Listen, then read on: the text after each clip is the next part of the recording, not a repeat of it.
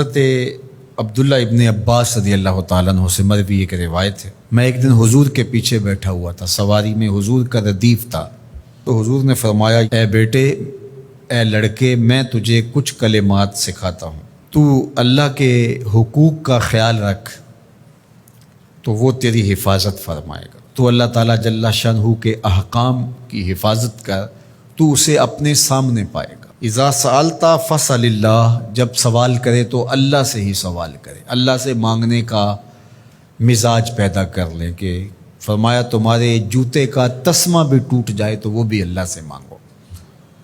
ضرور بازار میں جاؤ دکاندار سے، لیکن حقیقی طلب اللہ سے ہونی چاہیے۔ بات بات پہ اللہ سے سوال کرو، بڑی سے بڑی چیز بھی اس سے مانگو، چھوٹی سے چھوٹی چیز بھی اسی سے طلب کرو۔ ہماری ساری ضرورتوں کا کفیل ہمارا رب، ہمارا مالک ہے۔ تو دوسری نصیحت یہ کی کہ جب تو استعانت طلب کرے، مدد طلب کرے تو اللہ سے ہی استعانت طلب کرے۔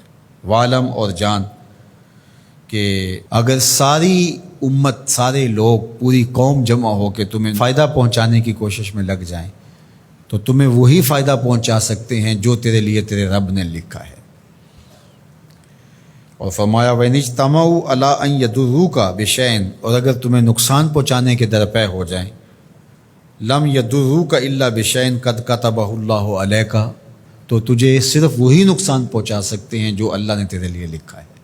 سارا زمانہ بھی مخالف ہو جائے، تیرا کچھ نہیں بگاڑ سکتا۔ ہاں، تیرے مقدر میں اگر کوئی چیز، کوئی بگاڑ لکھا ہے تو وہ ہوگا، اس کا ذریعہ وہ بن جائیں گے۔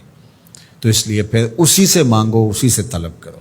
رفعت الاقلام وجفت الصحف، جو لکھنا تھا اللہ نے لکھ دیا، لکھنے کے بعد قلم اٹھا لیا گیا اور جن صحیفوں پہ لکھا تھا وہ خشک ہو گئے۔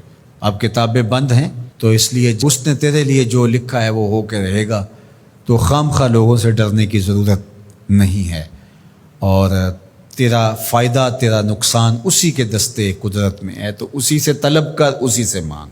اور فرمایا تو اللہ تعالیٰ جل شانہ کو رخاء میں، خوشحالی میں یاد کر، یعرف کا فی الشدہ، وہ تجھے مشکل میں پہچانے گا۔ یعنی جو شخص خوشحالی کے دور میں اس کے پاس دولت ہے، صحت ہے، تو اللہ تعالیٰ کو فراموش نہیں کرتا، اللہ اس کی بدحالی کے زمانے میں اس کو فراموش نہیں کرتا۔ وعلم، اور جان، ان النصر مع الصبر، کہ جو مدد ہے وہ صبر کے ساتھ آتی ہے۔